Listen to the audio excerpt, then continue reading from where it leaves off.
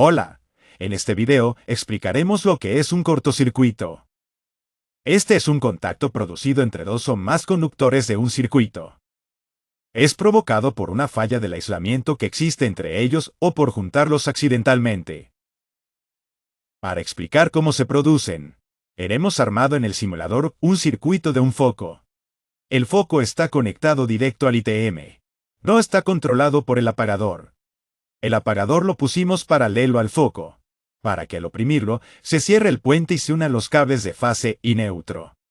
En pocas palabras, al oprimir el apagador produciremos el cortocircuito.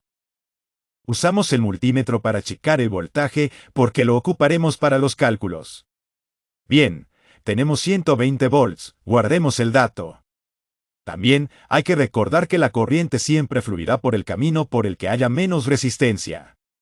Ese será el camino del apagador, porque por ahí no hay ningún dispositivo que transforme la electricidad en otro tipo de energía. Recordemos que el apagador solo es un puente, que abre o cierra el circuito pero no consume energía. Entonces, cuando lo oprimimos, la corriente, en lugar de fluir por el foco, lo hará por el apagador. Esto provocará el corto que hace que la corriente se eleve demasiado. Y nuestro interruptor termomagnético se disparará. ¿Pero por qué la corriente se eleva a valores muy altos en los cortocircuitos? Veámoslo con estos cálculos. Ojo, porque este resultado es un valor teórico.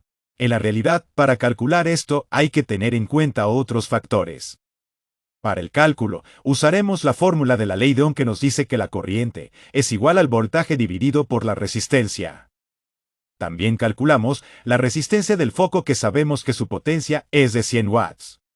Para ello, usamos la fórmula que dice que la resistencia es igual al voltaje elevado al cuadrado dividido por la potencia.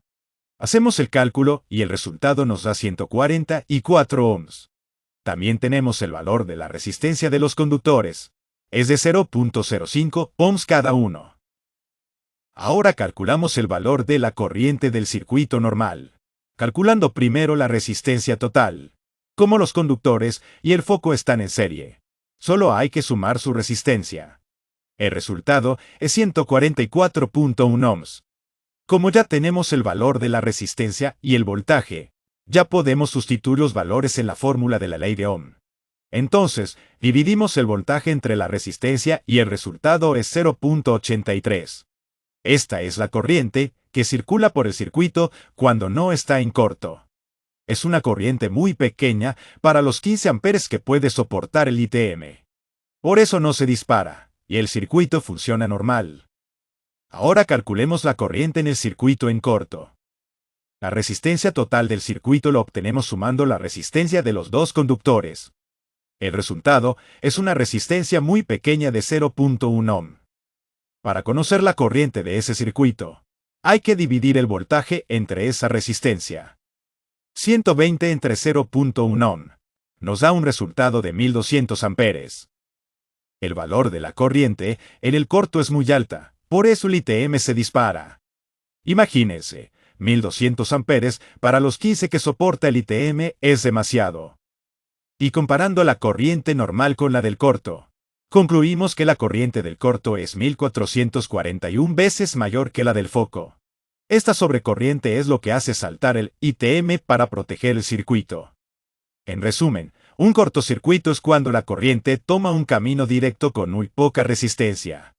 Generalmente, porque los cables de fase y neutro, o entre fases, se tocan, provocando una corriente muy alta y peligrosa.